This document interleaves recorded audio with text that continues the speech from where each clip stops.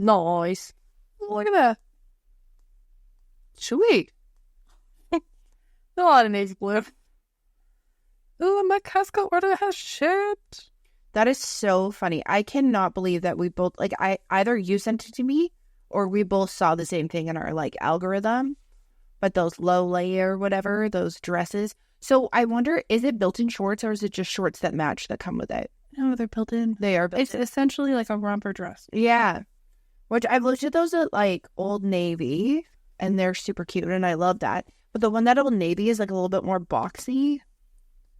Like, it's more, like, straight down, and it has, like, a bag thing. And there was no pockets. It bothered me. Nothing. Also, all of the colors were, like, lighter. And I'm like, do need super light. Oh, yeah. Okay, so, welcome to Bird Tough Perfectionist. My name is Sarah. And my name is Eve. So, Eve, what was your threat? About this past week, hanging out with the baby. Love the baby. My friend had a baby 2 months ago, and she's very cute and squishy. Nice. Mine was, I got to watch one of my best friend's kids live playing in a baseball tournament while I was simultaneously watching her older sister live on the internet with a video. I was doubled. I was like to make sure it's even, so they know that I love both of them. That was super fun. We were originally going to go out for like, maybe like one game or whatever, and the traffic was so horrendous where we live. We showed up halfway through the first game and then watched all the way through the second one, and then we had so much fun watching it. It was baseball. I don't know if I mentioned this. That we were like, oh yeah, like we should come back tomorrow. And my daughter was so excited because they're so close. Like, my best friend and her kids are like, one is 2 years older and one is 4 years, like roughly older than my daughter. And she used to also watch my daughter when I was like off of mat leave and like at work and stuff. So they're so excited. They've like essentially like grown up together but like apart type of thing. Yeah. We always say like she's always like, she's my cousin. I'm like, sure, why not? But yeah, it was super fun. We got to watch them play. They did so well, both of them. It was like ridiculous. I was like, how are you guys this age? And one of them they throw the ball so flippin' fast. And like just the way that they do it, I'm like, I'm still impressed. What was your survive? Just so tired. Oh my God. This rain is just killing me. Oh, I know. The weather's been like, it like rolls in and it's sunny and beautiful and that rolls out and it's raining and hailing and then it rolls in. Oh my God, all in the same day. It's like 30 minutes apart. I know, which is the good thing is like a lot of the time it's not all day versus today, which is making me a liar. But, yeah. My survive is, I was just trying to get through the weekend. I was like kind of tired yesterday. I was doing stuff, but, I stayed up late last night because my dishwasher wasn't draining water. And my husband used to be a plumber.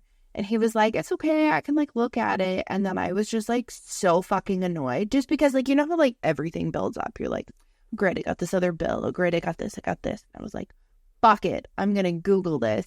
I'm going to figure out how to. So I found a guy who is a dishwasher repair person who has the exact same portable dishwasher that I have. So I went through and did a bunch of stuff, which was great. And I stopped the, like, what sounded like something hitting the little, like, drain fan. And the drain fan still works. But I think something stuck in the hose. So I sent my husband the video that I followed. He was like, oh my God, you did this last night? I'm like, yeah. And then I ran the dishwasher again. And while I was running the dishwasher, I put on a podcast. I was listening to the podcast and then I fell asleep. After I knew that I had installed everything back correctly and it was not leaking. So, yeah. Also, this morning, I'm wearing, like, a hoodie with, like, a kangaroo pouch in the front. And my fucking phone fell out and landed on my middle toe. And I think it's broken. And I don't want to take my shoe off to find out. Like, me. Yeah. Tired. Yeah, I'm fucking exhausted. But, pardon me. So, 'tis the month of May. And the month of May, you know how there's always those, like, months or days or whatever. It is actually simultaneously Haemochromatosis month and mental health month. So, since we have someone with hemochromatosis, Eve, And if this is the first time listening, my name is Sarah. My name's Eve. And we are, what do we say, 14 and a half years apart? That fly went straight for your face. I did. That was so weird. I don't know where it went. So today we are going to talk about hemochromatosis. But before we begin, because I wrote a disclaimer to ensure we hit all the things. Before we begin, we want to emphasize that the information provided in this podcast is based solely on the individual's personal experience with hemochromatosis. We are not medical professionals, and the content discussed here should not be considered as medical advice or a substitute for professional healthcare guidance. If you suspect that you may have hemochromatosis or require assistance with managing the condition, we strongly encourage you to seek support from qualified healthcare professionals in your local area. They can provide you with accurate diagnosis, treatment options, and resources tailored to your specific needs. Remember, everyone's experience with hemochromatosis is unique, and it's essential to consult with healthcare experts to address your concerns effectively. Okay, so let's dive in for today. So hello, woman with hemochromatosis. Yeah. Yeah. So hemochromatosis, do you want to list off some of the quote unquote fun facts, or would you like me to do that? I'm happy to do it. Okay. We're going to kind of do this in more of like an interview style. I do have some questions, but it's going to be mainly all about Eve. All about me. So hemochromatosis is the most common genetic disorders in individuals from Northern Europe descent, so Caucasians mainly. It is a genetic mutation of chromosome 6. So both parents, so my dad, well, our mom and dad, both had this mutation. So that gets passed on to me. So that my body was like combo hemochromatosis. So it's basically iron overload. Wow. That fly is evil. Tried to attack me again. Yeah. It's like iron overload. It's also referred to as the Irish curse. All because it's like a secret killer. Yeah. And well, that sounds dramatic. It's not dramatic, but it's true. Like, you want to make sure if you think that you have it, you start the process of figuring out the things. So essentially it is the opposite of anemia. But if you have recurrent hemochromatosis, you can get anemia, which I'll dive into later. So basically my body, or people with hemochromatosis, absorbs iron at a higher rate than the average person, which then that stores then in like your organs and everything like that, which is not great for your organs. It can cause like organ failure, all those lovely things, random issues. I call it like a gateway disease because you have hemochromatosis. It's like, oh, you can also get diabetes. Fun fact. So there's two types of people kind of with hemochromatosis. There's a carrier, and then obviously the people who is affected. A carrier refers to an individual who has one of the two copies of the gene associated with hemochromatosis, but does not develop the condition themselves. Carriers typically do not experience symptoms of hemochromatosis and are not at high risk for iron overload or associated complications. However, they can pass the mutated gene on to their child. So, as an example, I am a carrier of hemochromatosis, but I do not have hemochromatosis. So, because I married a Caucasian male, I most likely should get my daughter tested between, I think our doctor said by the age of like 12 or 13. Unless she shows other symptoms. 60. Oh, he wanted to do it ahead of time. It's because I got him to check the box. Yeah, I know. And he was very, oddly, as he stated, he was very excited to check this box, but also like felt bad that he was checking the box, but he's never done a test for this. Because the average in like North America or average in the population is 1 in 200 people.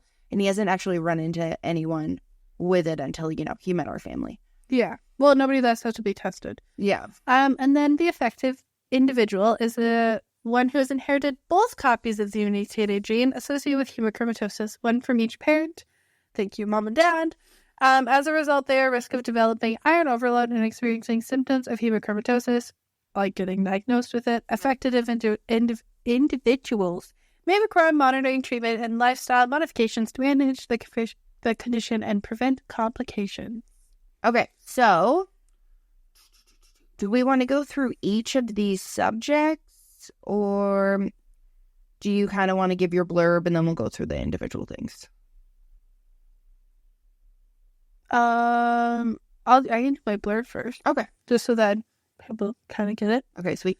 Can you share your personal experience as a woman living with hemochromatosis and how it's impacted your life? So I was diagnosed with hemochromatosis at the ripe old age of 16. I had a knee injury. I dove into an uncovered volleyball pool and essentially just messed up my knee. And it wasn't healing for a long time. So I went to a sports med doctor and he was running on the tests and stuff because our general practitioner was like, I want to take you to a specialist. So he had looked at the back of my knee and my knee has this brown line. And he was like, is your family carriers for hemochromatosis? Never had reached it to before this or anything like that. And my mom was like, yeah, totally. We're both carriers, but we were waiting because they were 16 unless there's a specific person in your family that has it. We never thought to get her tested until this year. So then we got tested. I got tested. Average it takes 6 weeks, which we were told. I was told 2 weeks later. Instead of you're having a baby, you have hemochromatosis. So my iron was quite high. It was in the 600s, I believe. So anything below 1,000 is safe. But obviously, I was doubling every week. So I started at, I think my first test was 200, then it was 400, then it was 600, stuff like that. So I was getting blood tests, poked all the time. It was great. Loved it.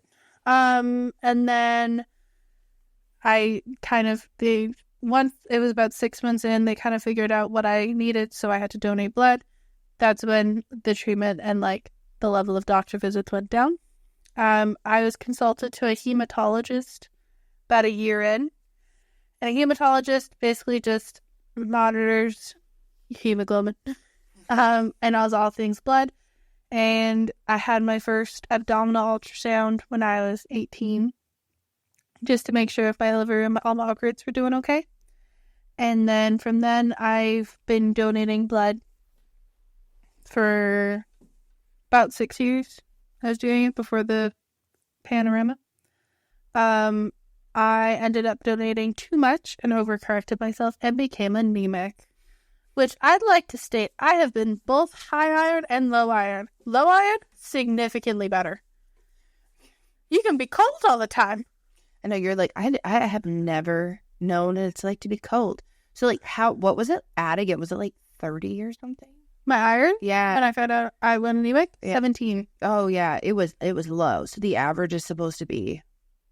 Average is 100. Okay. 80 to 100. So obviously, females with female biology, they you kind of go back and forth because of your menstrual cycle. So that's why it's kind of hard to determine it unless you have the genetics. Oh yeah. But yeah, and then I just kind of get blood tests, and then I have to get ultrasound every 5 years. And then yeah, pretty much a diagnosis story. Your diagnosis story. More dramatic than okay. The symptoms of hemochromatosis in women, as we narrowed it out, there's other ones that are the ones for men, because men can also get it, are fatigue, joint pain, especially in the hands and knees, abdominal pain or discomfort, irregular menstrual cycles, loss of libido or decreased sex drive, bronzing of skin, particularly around the hands and face, enlargement of liver, enlargement of spleen. I will not say the fancy medical terms. Heart problems such as irregular heartbeat or cardiomyopathy. Yes, I said it. Diabetes or insulin resistance. So, what are some of the common symptoms that you have?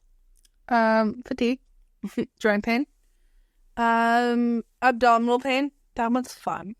Oh. More at the beginning, irregular menstrual cycles, and then they kind of leveled out. I also haven't been AFib. I'm a bit fibby. You're a bit fibby. And that's from my knowledge. I don't have any of the bronzing of the skin. I'd love a bit of a tan. Just still really pale.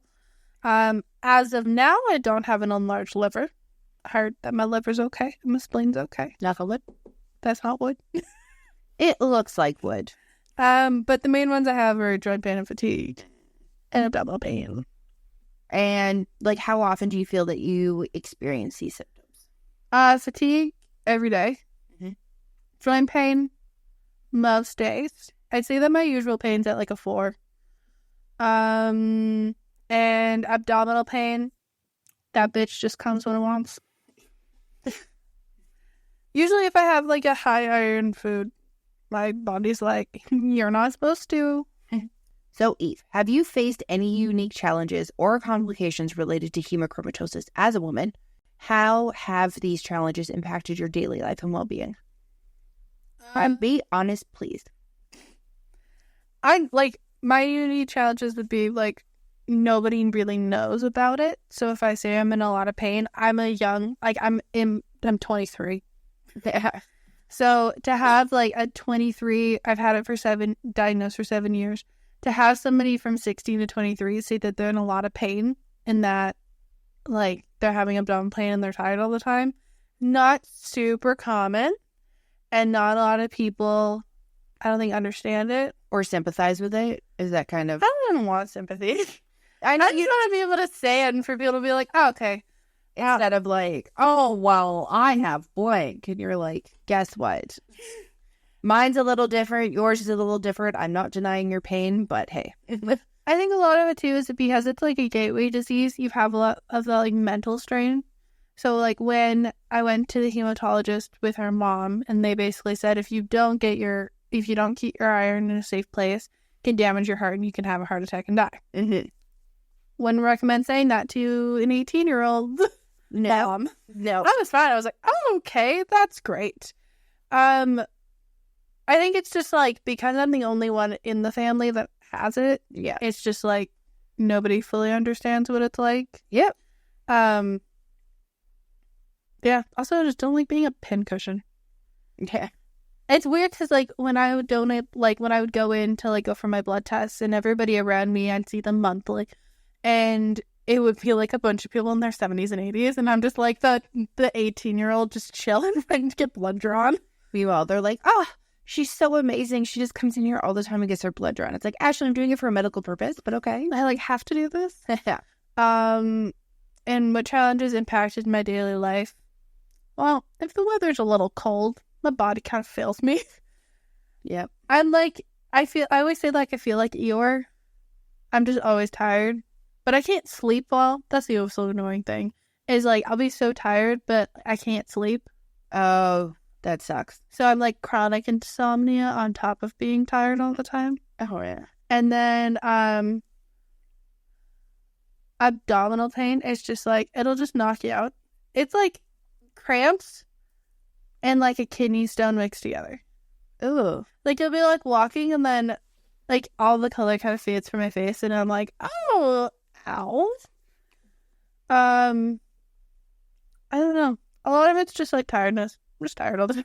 I was tired all the time. What are some common misconceptions that you've like heard about or run into with having hemochromatosis? That women can have it? That women can have it? Yeah. Oh. That people, I don't know, a lot of people have the misconception that because, like, I am a female that has a menstrual cycle that I can't have it.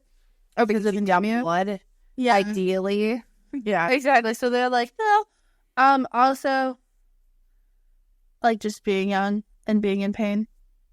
Like, I think, like, now it's, like, talked about more, but I think a lot of conditions aren't getting the light that they kind of need and the understanding. Like, I don't need sympathy from people, but, like, if I say I'm in pain, I'm in pain.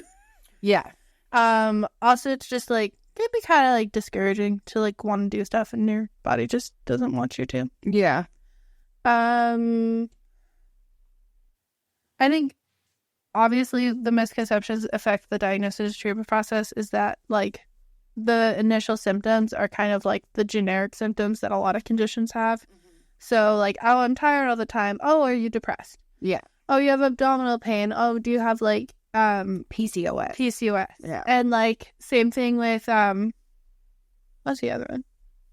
Fatigue, abdominal pain, joint pain. Do you have arthritis? Yeah. So I think those ones are a lot more common. Like, when you say arthritis, people are more likely to know them. When you say hemochromatosis, they look like you have a big head. Or like you have cancer. Yeah, and I'm like, no, doesn't mean that one. Also, just misconception overall is that nobody knows about it, even though it's like 1 in 200. So like, I know 1 in 200. Like that's a pretty. When I looked that up, I was just like, that's a pretty high ratio. It's not like 1 in 10,000. Like, yeah, or like 1 in 2 million. It's like, well, probably should have got it. So how was your hemoglobin? So like we went over. Okay, let's try this again because my brain is not working. Okay, so the treatment options are mainly just giving blood. Is that correct? And like diet, but like yeah, blood. Okay. And then like, what are other things that you can do to kind of that at least that you've done or researched on to kind of like help relieve the symptoms? And I say that with air quotations as much as you can. So for my research, calcium and caffeine assist a lot with avoiding the absorption of iron. Can we just state the utter excitement you had? Because I believe it was like a week before it was mentioned to you by a relative that you should really cut back on your caffeine. Yeah, I was told that. So obviously calcium and caffeine. I drank massive amounts of iced coffee because I was tired all the time. And it blocks the absorption. So I say it's like my medicine. And avoiding like high amounts of vitamin C, because vitamin C helps with the absorption, which is always a little sad because I do love some lemonade. A lot of things are just like, I don't take certain vitamins. Obviously, I don't take iron supplements. I don't cook on cast iron. I don't use an iron fish. I don't eat a lot of like high iron rich foods. I've always had an issue with spinach. Mm-hmm. Just never agreed with my digestive system, so I just avoid like spinach. I don't eat a lot of red meat. Don't eat a lot of like lamb, lean meats. I eat more. Also like alcohol. Alcohol apparently helps with the absorption, so I don't drink anyway. Yeah, but it just furthered me not wanting to. Yeah. But yeah, it's just more like figuring out, like diet can help. Obviously, it doesn't solve the problem. Yeah. But it can help with like the relief for a longer period of time because you're avoiding how much iron you're consuming. Does make me super sad though because a lot of cereal brands fortified with iron. Little rude. A ton of them actually. So I try to stick below like 12% iron on the package. Most brands are 35% for cereal, which always makes me a little sad. Doesn't mean that I don't eat it. I just like don't eat it for every meal. Yeah. Those types of things. Yeah. Yeah. And then if you have any, what are any like coping strategies that you have for symptoms or anything at all? I have a heating pad. Nice. I have an ice pack. I obviously take pain meds when needed. I do the blood donations when appropriate. And I just kind of avoid the dietary stuff. Yeah. Yeah. I just try to avoid iron as much as possible. Just because you're already full of it. I don't want it. You're like premium leaded, and we're like, anemia is like unleaded, and then I'm just leaded. Yeah. Also, like, the main symptom that I always notice is that under my eyes go really dark. Yeah. And it is, nothing covers it up. And people are like, oh, are you tired? And I'm like, tired all the goddamn time.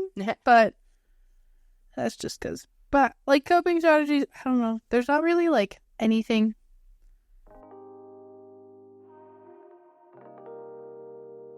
Hey everyone, this is Sarah from Bird to Perfectionist as you are listening to us. As you know, we do have Overwhelm the Label where we're providing comfy clothing, hoodies, t-shirts, and all that other fun stuff for all our neurodivergent folks with fun designs that are a blend of things that we enjoy and celebrating diversity. Since you are listening today, and if you're located in Canada, here's what you need to do. If you go to our website, which is overwhelmthelabel.com, enter the following code, all capital letters, listener, 10, and you will get 10% off your first order. There's no minimum purchase required, and we now have a flat rate shipping of $10.95. So we have 2 collections that are coming up, this summer collection, and we're actually relaunching our basic collection because you know what? It was too basic. We're calling it the Not So Basic collection, and we will be revamping the design with a little extra flair, vintage style of shirt.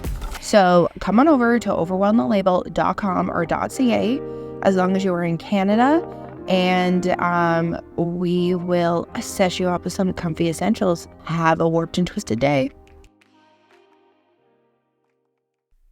I just got to deal with ice pack, like heating, stuff like that. I tried to, like, there's a group online, and I tried to, like, go through it, but a lot of it's really depressing, and I just didn't know what to do with that.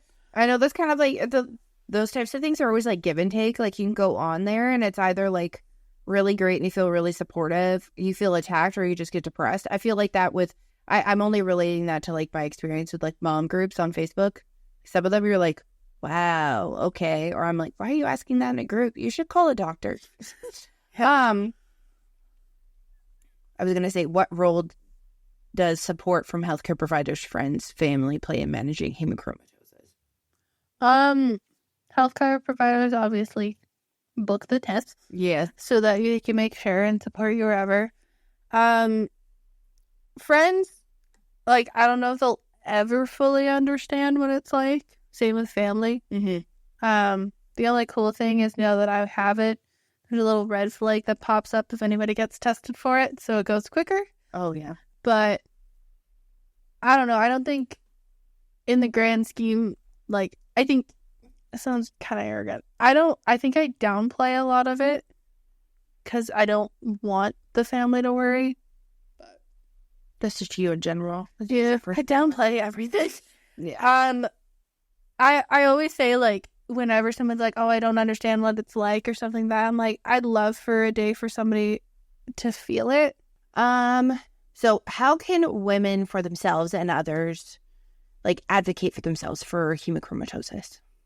Honestly, if somebody in your family has it, consult a doctor and work towards that. Just because a family member has it doesn't mean that you have it, but just kind of ask them about it if you have the same symptoms. It's pretty common that, like, when you get a full blood panel for them to check your iron, and if they say that your iron's super high or super low, then just kind of ask them about it and what to go further from that. Okay, and then, like, what message do you want to share with other women who may be dealing with similar health concerns? It sucks. It's something that, like, will never go away, which I think is the most annoying thing. Fuck you, genetics. And the only way that people are going to get to know it is if you actually talk about it. So, yeah. Now, you are blessed with both hemochromatosis and ADHD. So I did a cross-reference of the symptoms. So the 5 symptoms that kind of, like, interact with each other or quote unquote fight each other would be, like, fatigue. So obviously you're going to be tired, low energy levels with ADHD and with hemochromatosis, as you have stated. Difficulty concentrating. So this can happen because of fatigue and or the joint pain that's listed. Also ADHD in general. A very common thing is maintaining focus and attention. Memory problems or memory impairment. So, like, while hemochromatosis related memory issues may be due to factors of the brain fog or cognitive impairment, ADHD related memory problems also stem from difficulties with, like, working memory and executive function. Mood changes, so that can be because of, like, joint pain, abdominal discomfort, and, you know, you're just not feeling your best, so you would, like, fuck it. And executive dysfunction, so planning, sometimes organizing, so, like, it can happen. Again, this is all looped in with, like, your fatigue, your memory problems, stuff like that. So as a woman with both ADHD and hemochromatosis, because, you know, it's mental health May and hemochromatosis May, like, have you noticed in specific ways in which the symptoms, like, have affected each other I know I cross-referenced the ones at the beginning just to kind of give like a rundown. Like, how does the fatigue with hemochromatosis kind of like impact your ability to like manage ADHD in your opinion? It's kind of like you have a weighted blanket on you and you're always tired. So then when you have like the ADHD tired and then you also have like the hemochromatosis tired, it's just like on a day-to-day basis, I go to work and like I'm tired from the hemochromatosis. I come home and then it's like, oh, you have ADHD tired now too. And a lot of it's just like trying to find, like I yawn probably 24/7. It's frustrating because they're hand in hand. So like the focusing thing, obviously if you're like, it's like you've only slept for 2 hours for like 2 months. Ugh. And you're like, oh, I'm trying to focus on this. Can't focus, I'm too tired. Or I need to go lay down. Or my head hurts. Stuff like that. I also found too, because of my, like the combo of the two, I get delightful migraines on top of it. So I'm already tired and then I'm annoyed and then I'm tired and then I got a migraine. Ew. So I think like a majority of it, like it's just like you just gotta deal with it. It's just a thing, right? So like, what are your hopes for the future in terms of like raising awareness and support for anyone with hemochromatosis? I would just like somebody to create a pill that can just help. Because like caffeine ADHD wise, it doesn't like keep you awake. It's just more like calms you. Mm-hmm. But then you're trying to react with the tired. I would just like for people to know what it is, as well as like kind of just like open the discussion, and so that more people can be diagnosed, and then we can just create a community of the people that are diagnosed. I also like there's a huge difference between like ADHD and hemochromatosis. Yes. It's very different, as well as like being a carrier of hemochromatosis versus being an affected individual. Mm-hmm. So for me, like my fatigue will always probably be poor, but fake it till you make it. So like I'm diagnosed with hemochromatosis and I have ADHD, so I will feel all of the things. A carrier will probably not feel the symptoms of ADHD. Yeah. Of hemochromatosis, will most likely not feel the symptoms, but also have ADHD, so they will feel tired from the ADHD. So it's like pretty much every time that I'm tired, I'm like twice as tired as everybody else. I just need naps. All of the naps. Are those all of your final thoughts for today's episode? I think so. Oh, sweet. Okay, so I'm going to end it off. Thank you for joining us on today's episode. We've shared personal experiences from our host, Eve, and insights into living with hemochromatosis, but it's important to stress that we are not medical professionals. If you have concerns about your health or suspect that you may have hemochromatosis, please seek advice from qualified healthcare professionals. They can offer accurate diagnosis and tailored treatment plans to address your specific needs. Remember, your well-being is paramount, and professional guidance is essential for managing any medical condition effectively. Take care, and thank you for listening. And if you're Canadian, which we are, there is a Canadian Hemochromatosis Society. The Canadian Hemochromatosis Society is a nonprofit organization dedicated to promoting awareness and providing support for individuals affected by hemochromatosis in Canada. You can visit their website at www.toomuchiron.ca to find resources, support groups, and contact information. We only giggled because of how many times I've stumbled over saying hemochromatosis, but as per usual, stay as warped and twisted as ever. Peace.